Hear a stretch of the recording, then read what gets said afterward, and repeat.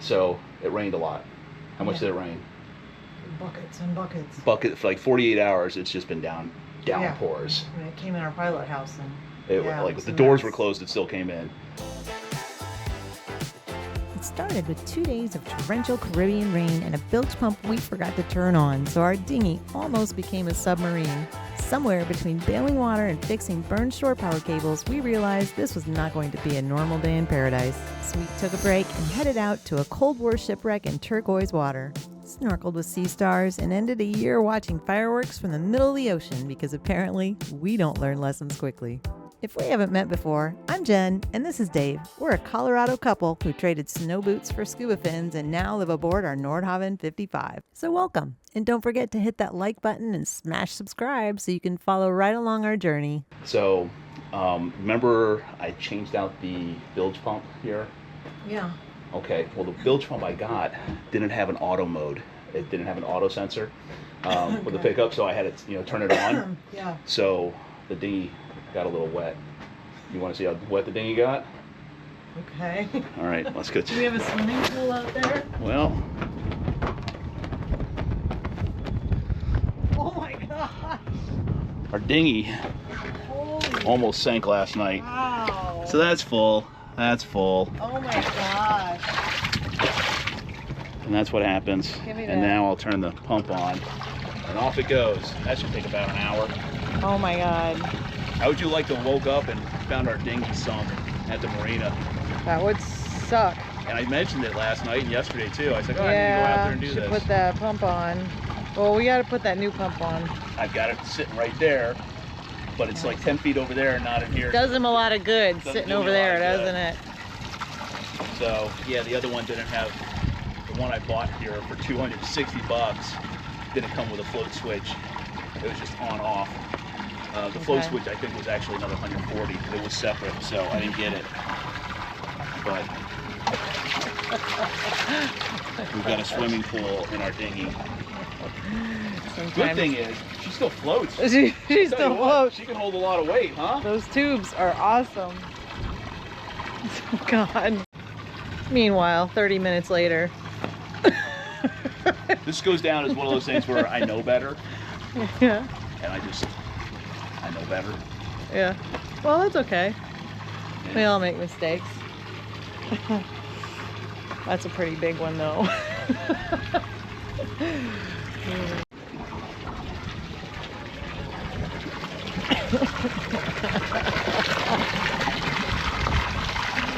Oh my gosh. That's nuts. After finally bailing the dinghy again, we loaded up and headed out to see the Famille Express. Out here in the shallow turquoise water off Long Bay, Turks and Caicos, this rustling ship isn't just a wreck, it's a Cold War survivor.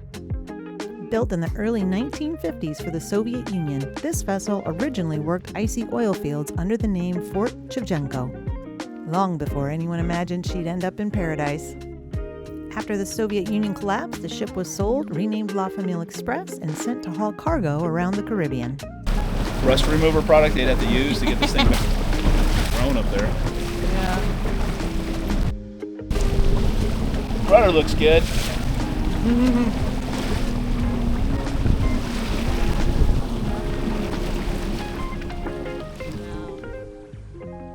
But in 2004, Hurricane Francis had other plans.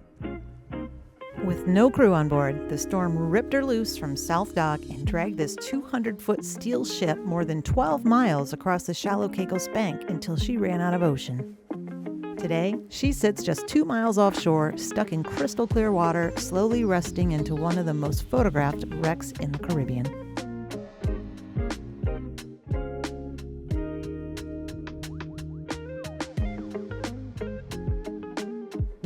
She's too dangerous to explore inside, but from the air and from the sea, she's pure Caribbean legend. A ship that's crossed oceans, outlived the Cold War, and finally surrendered to a hurricane in the Turks and Caicos. Not bad for a boat that was just supposed to haul rocks. What you doing, Dave? Having a beer, watching the waves. We decided to stop and not throw an anchor and just drift. So we're just out drifting in the middle of nowhere. enjoying a beverage. Look at this. I decided to jump in with my snorkel to see what kind of sea life was beneath our boat. The seagrass was full of hundreds of red cushion sea stars, a very large species changing from green to red as it matures. There were also loads of giant Caribbean anemones, large predatory marine invertebrates. All right, it's a little windy out here, so I'm not sure if you can hear me well or not, but let's talk shore power today. So we have shore power connections in the bow and the aft. The aft has a nice Glendinning, so we prefer to use that and plug in when we get to a marina. But we are bow in today because normally we also like to do a starboard tie, since this is just easier to get off the boat that way. So the shore power cord, let me show you here. Notice we weren't getting any power from the forward shore power. We could from the aft, but not from the forward. So I knew the Marina power was good, but I wasn't too sure about the plug-in here. So I checked the isolation transformers. They were fine. And noticed on our shore power cord, you'll see, yikes, it's a little fried right there. I did plug it into the air conditioning service.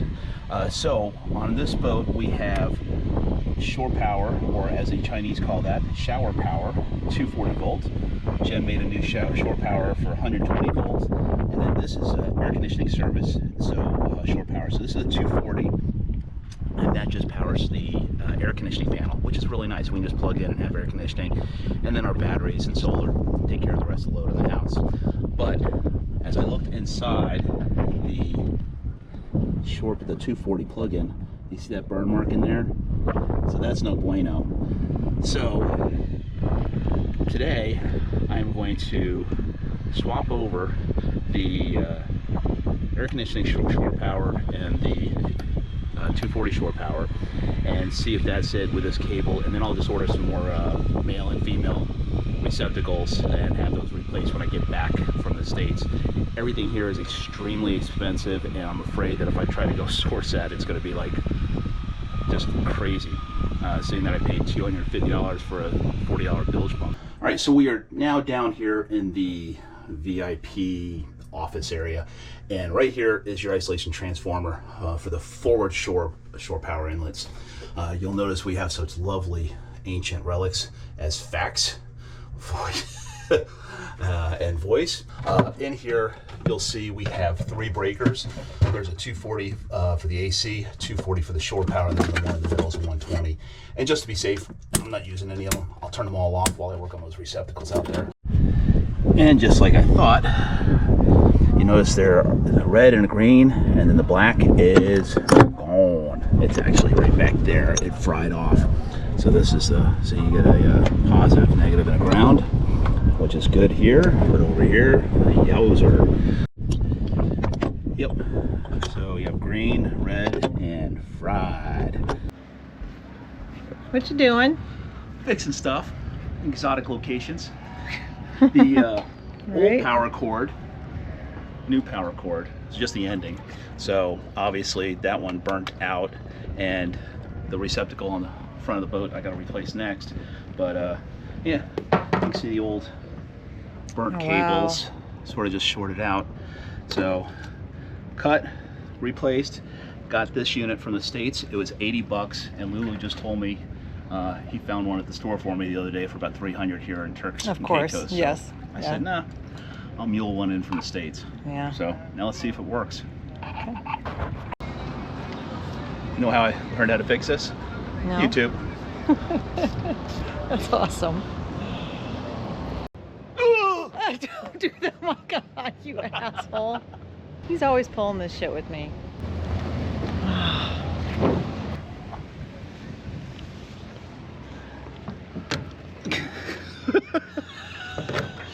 Can you hold this up at least? Can you help while you're recording?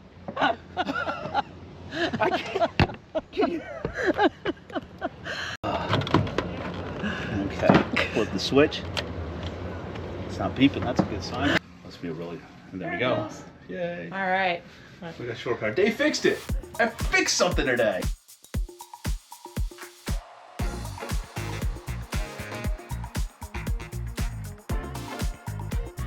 Hey, hey! Happy New Year from Turks and Caicos. We are just getting ready to go. Where are we going? Ricky's Flamingo Grill something or other. But they say it's a little rough out there. But we're going to take the dinghy. They've got a dock over there. We're going to go check it out. See what's going on in Turks and Caicos for New Year's Eve. Party on! A little night ride. Yes, we are. I mean, it's nice right now. Hopefully it's not too rough out there. It's dark. We don't know where we're going. Us? It's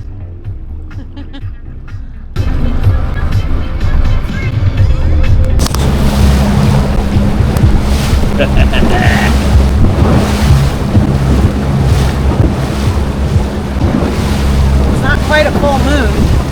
Woo!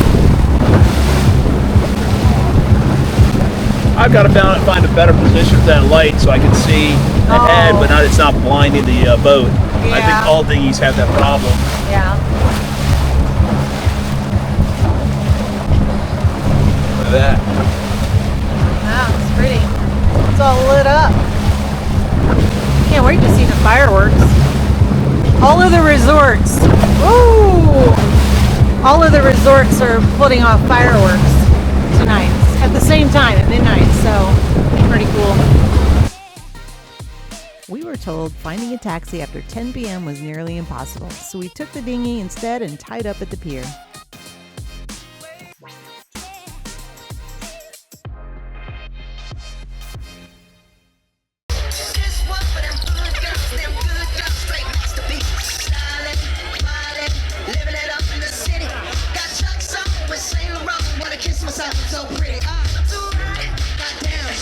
These are their fireworks. These wires and everything. Yeah, he just said this is 10 to 12 minutes right here. Really? That's what he did. He's been doing this shit 15 years, he said. He's a safety ward. He's the guy. Huh. That's a little scary. He's responsible for a lot of life right here.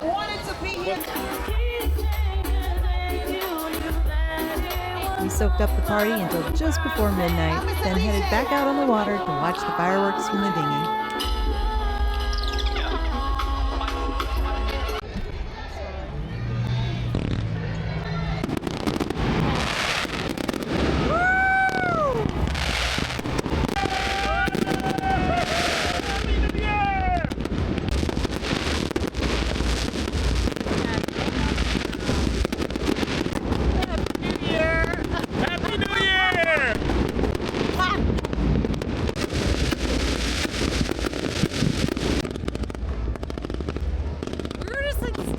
There, right where those were going off.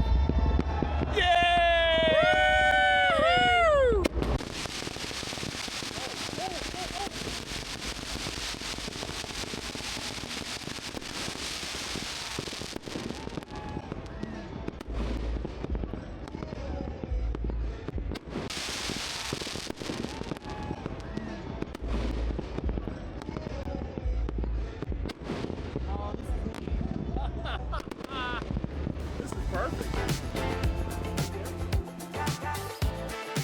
And honestly, it couldn't have been better. It felt like we had our own private show. We hope you all have a wonderful new year filled with good health, happiness, and plenty of adventure.